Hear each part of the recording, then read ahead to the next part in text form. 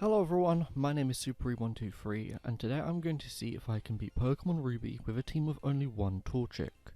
Treecko was a difficult Pokémon to beat the game with, but moving on to the second of the Hoenn starters, the Fire type.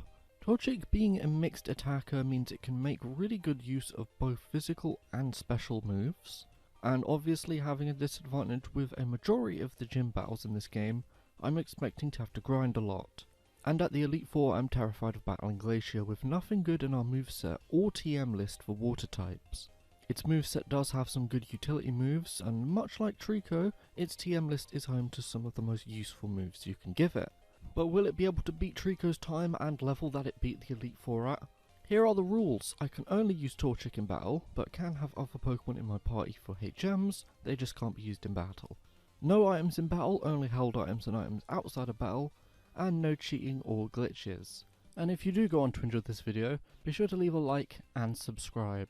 Also, thank you for over 1,000 subscribers. It means so much that I've finally hit this milestone on this channel, and I'm really glad that you will enjoy the content. But without further ado, let's get into the challenge.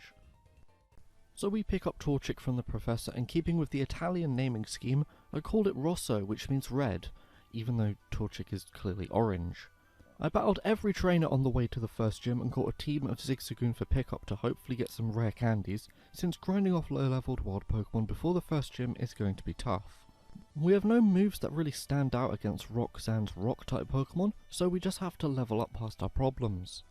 I also battled the trainers in the gym and did some extra grinding and went into the gym battle at level 20, and despite many tries, it wasn't going to happen at this level. We learnt Sand Attack, which I tried to set up, but obviously didn't work throwing sand at rocks, seeing as sand is rocks. I also did burn the nose pass on some occasions, which does lower its attack, but we can't dish out enough damage at this lower level. While grinding I got some more rare candies from my pickup squad, and went to the battle level 23 with an Oran Berry equipped. She leads with Geodude, who misses a Rock Tomb, and we land a Sand Attack. We just keep hitting Ember and it does hit a Rock Tomb, lowering our speed and doing a lot of damage. Geodude gets potioned out of the red, but we land a critical hit and knock it out in one shot. Nose Pass comes out and we immediately go for 2 Sand Attacks to keep the damage down. It misses a Rock Tomb and we hit an Ember and get the first turn burn, lowering its attack, which is crucial as its rock moves will now do less damage. Its hits aren't doing much because of that, but our attacks just aren't really that good either. But coupled with the burn, we do force Roxanne into a potion. But soon after a few more embers, the burn is the difference and wins us the gym badge. That was not as bad as I thought it would be, but it was still pretty tough. Heading to the second gym, and before battling Brawly I did the Team Magma quest. Thankfully it wasn't as terrible as when I did these battles with Treecko. I also beat a few more trainers north of Slateport to get some more levels in and got to Brawly at level 26. For my drop I started with an Ember that burnt its first turn. It does have the ability Guts however, so the burn won't lower its attack like it does with Nose Pass. It hits a Karate Chop and is healed to full with a Super Potion, but we crit with another Ember for a one-hit KO, just like we did against Geodude in the first gym. Makuhira is next and it's pretty bulky, so I started with a Sand Attack, but it raises its attack and defense with Bulk Up. We then hit 2 Embers and is just out of KO range for another Ember as it uses Knock Off, which is a special move in this game, and doesn't go off the Bulk Up boosts, which was really odd. Makuhira is on 1 pixel of HP and takes us to a mere 9 HP with an Arm Thrust that luckily doesn't hit 5 times. I know he's going to heal, so I use Sand Attack to try and buy some more time. But we don't even need to buy more time, so we're saving our money, and after another Ember it uses Bulk Up, giving us another chance to Ember and win the gym badge. That battle was really lucky, like how we beat the Machop, and the fact that the Makuhira just didn't want to attack us. Moving on to Watson, and he won't be as troublesome as in the Treecko run, but we have to battle the rival beforehand. And this is terrible. This rival battle was the first battle that caused me so much trouble in this run. You'd think we'd easily beat the Shroomish, but we didn't, and it paralyzes us in the first turn, basically giving Marshtomp free reign to attack. And it's hard to take out due to our lack of effective moves, but spamming Sand Attack really did help. Yeah, I'm sure you can tell this took quite a while to actually get a good run of because of Sand Attack being really bad for us for some reason, but we finally got through, and after replacing Scratch with Quick Attack and beating up Wally, it's the gym time. Level 30, and like Brawly, this was a first try victory, but it was actually really close. Watson has electric Pokemon that are part Steel type, so Fire is going to be great, and Magnemite is proof of this as it is a one shot with Ember. Voltorb can get in a spark since it's faster, but an Ember doesn't beat it and it just explodes the next turn, taking itself out, but we're only on 10 HP for the Magneton. This is where I was worried, but that HP disadvantage doesn't mean a thing as we outspeed and take it out in one shot with an Ember. Now I know Magneton is weak to Ember, I wasn't expecting a one shot, especially with one of the weakest fire moves in the game. On our travel to the next gym we have to face off against Team Magma, but before getting to them we got the TM for Dig and taught it to Torchic as it will be really helpful for the fire type gym. Team Magma Maxi was very annoying to face off with as his camera up had magnitude, which hits opponents even if they're underground using Dig. I had to get very lucky with sand attack hacks to get past this battle, but aside from the camera up, the Mighty N and Golbat were really easy to deal with. After beating him we can make our way to the 4th gym, and I also got the Charcoal from the random house in Lava Ridge Town, an item that boosts fire moves similar to the Miracle Seed and the Mystic Water. Unlike in the Treecko run, we're not weak to Flannery's fire type moves, and the power of Dig really helped us out. Our Slugmon were both 2 shots, really easy to deal with, but the Torchic was a little bit of a problem as it's really defensively bulky and can't be affected by accuracy drops due to its ability White Smoke. It did actually take me a few tries to beat it since it has access to more annoying moves like Attract and the paralysing Body Slam, but I got this run where I could just keep landing Dig really easily and eventually knocked it out and got the gym badge. The next battle is with Norman for the 5th badge, and I tried many times at first to no avail. I even taught Overheat to Torchic, which is the most powerful fire type move in the game, but because of its drawback of lowering special attack, it just gets weaker and weaker with successive uses.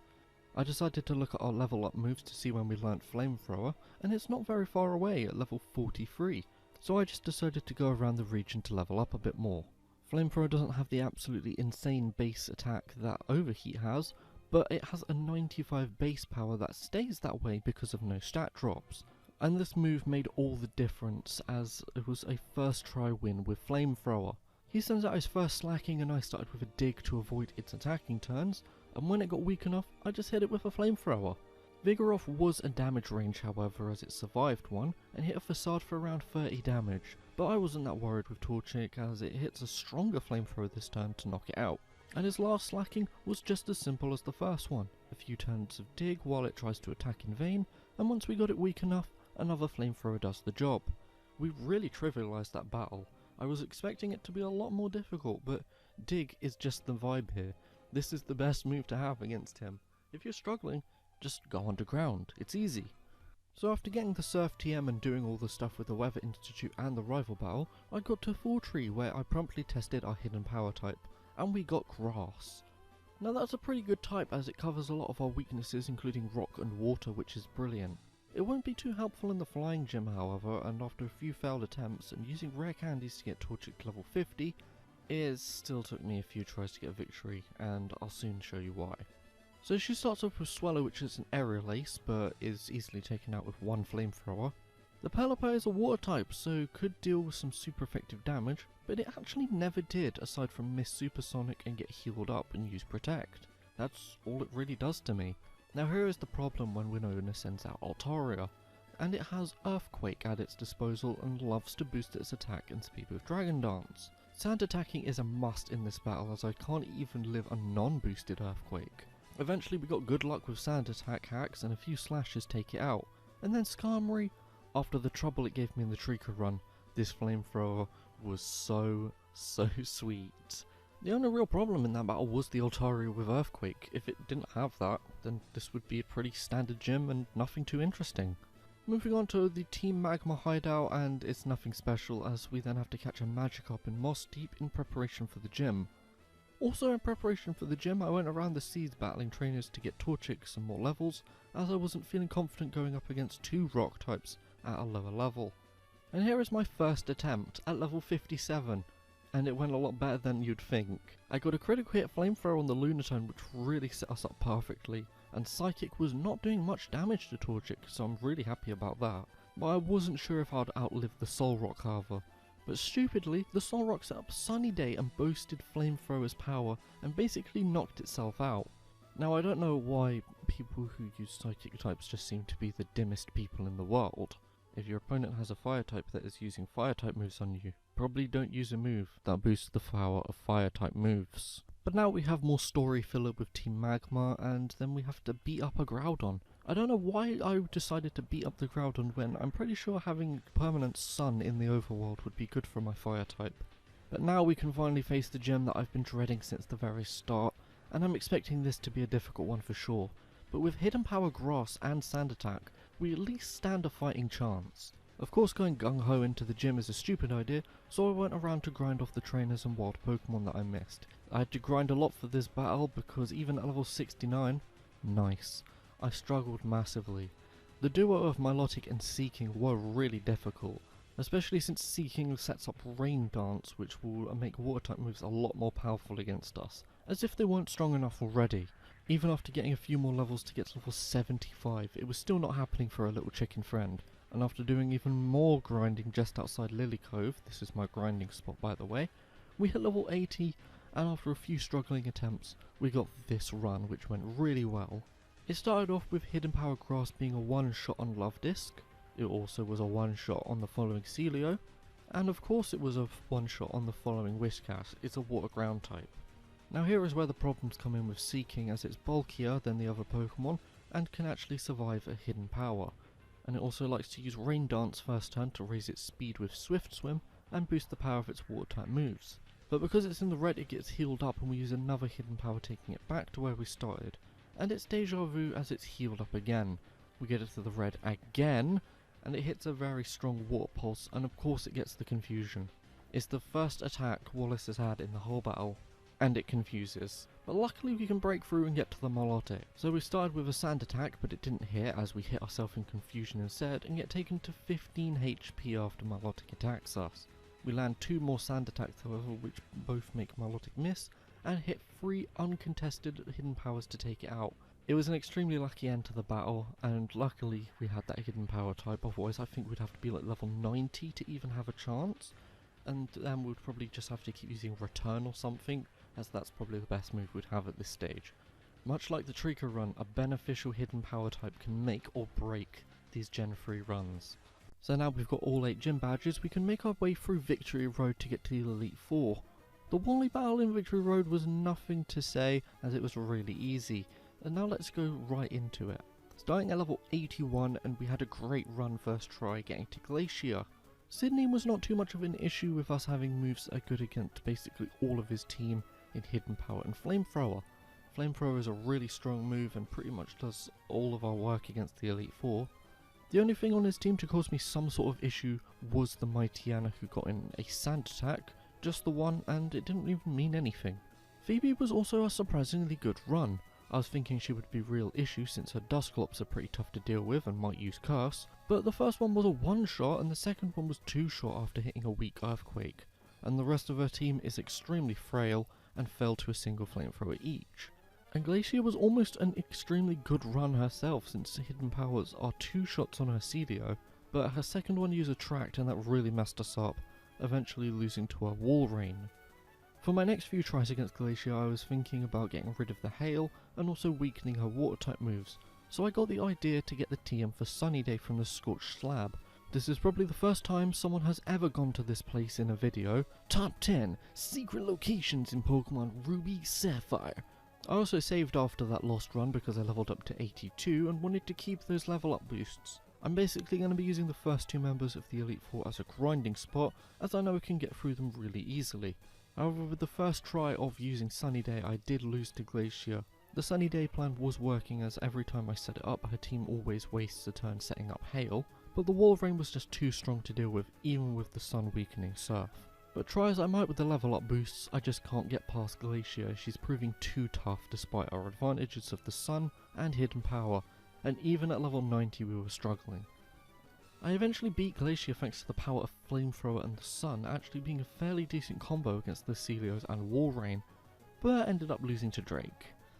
Dragon types resist fire type moves, and his Flygon are also hot ground types, so they can deal out a lot of damage. For my next attempt, I'll teach Torchic Rock Tomb just to have something super effective against Drake's part flying types. Glacier started to get a bit easier now with the level advantages, and I know I can one-shot the Wall Rain with a sun boosted Flamethrower. But then Drake and his 2 Flygons are a real problem, especially if the Shelgon hits a Rock Tomb to lower our speed, allowing them to outspeed us and hit us with ground type moves like Dig and Earthquake. I kept running through the Elite Four gaining levels, which is taking Torchic's time up quite a bit, but it's still Glacier and Drake constantly giving me trouble, and if I can just beat them, I'm not worried about the champion, as I know he's going to be destroyed by a flamethrower. I'm not sure how Glacier's level 52 Celio can live a sun boosted flamethrower, but a Wall Rain can't. Maybe it was due to the blaze boost, I don't know. And we almost beat Drake's final Pokemon Salamence one try, but we missed a crucial Rock Tomb, which is very frustrating. And then on the attempt right after that, we got hit by one Sand Attack, which made us miss 100 times, because of course it did. I'm certain we would have won that battle. Okay, here we are at level 95, and could this be the run? Well, Sydney's team is going to be all one-shots due to a level advantage. Even the Sharpedo was beaten by a not very effective flamethrower in one hit, because I forgot to use Hidden Power. But then again, even from the start, he's been really easy to beat. Phoebe was a bit of an issue on some attempts with Curse, but now we have the power of one-shotting her team, I don't think I have to worry about that too much. Even on some attempts at lower levels where she did use Curse, I still knocked her team out in one hit before it could take us out, which was really interesting to see. Now for the Glacier Battle, and at this advanced level I'm feeling pretty confident. The Glalie of course are going to be a one-shot as Celio lives a flamethrower and sets up Hail. For the next turn, we turn that Hail into Sun and then boost past it and the following Celio. The Wall Rain was a two-shot and took us into the yellow health range with a weak Surf, but nothing too exciting as we beat her last Glalie and to carry on to Drake. His Shelgon starts with a Protect just to waste some of our power points, but it can't block away another and is one shot. He then sends in Flygon number 1 who lives a flamethrower and sets up a Sandstorm. I'm not too worried about it right now and just take it out with another flamethrower before I can get Sand attacked. His second Flygon falls to the same fate, but it does land a Sand attack of its own which could hinder us. He then sends in Altaria and I hit a Rock Tomb as it Dragon Dances. We miss a flamethrower as it sets up another, but take it down with another flamethrower. And with the most satisfying critical hit ever, we take down the Salamence and can actually have our first chance at beating the champion. It was so liberating to actually beat Glacier and Drake battles back to back, and of course with a fire type. The steel type champion is going to be pretty standard stuff. His Skarmory is taken out with a one hit flamethrower, his ace Metagross is second and immediately taken out with its own one shot flamethrower. Claydol's not a steel type but can't survive a flamethrower either, neither can his Aggron. Cradily is also a one shot, and finally Armaldo, and yeah, that was pretty anticlimactic end to the run. But who cares, because I have beaten Pokemon Ruby and Sapphire with only a Torchic, finishing the run at level 96 and with an in-game time of 11 hours and 18 minutes. That run was honestly not as bad as Treecko despite the hell I went through with the Wallace and Glacier battles. On the gyms where Treecko struggled is really where we made up our time, and we did finish at a higher level, but I'd argue Torchic was easier to utilise since Flamethrower is just a strong move in general, and it doesn't struggle against the first two Elite Four members as much. In reality, if Treecko didn't get its hidden power type, then it would have been harder for it to use in the Elite Four also. Now despite the higher level that we won at, this advanced time is obviously going to take Torchic above Treecko in the leaderboard. But how will Mudkip do in the battle of the Hoenn starters? Well, if you are excited to see that, then be sure to hit like and subscribe to stay notified of when that video gets uploaded. If you do have any ideas for challenges you want to see me do in the future, then be sure to comment them in the comment section below or tweet them to me at Supery123. I hope you all did enjoy this video. My name's Supery123 and I'll see you all next time.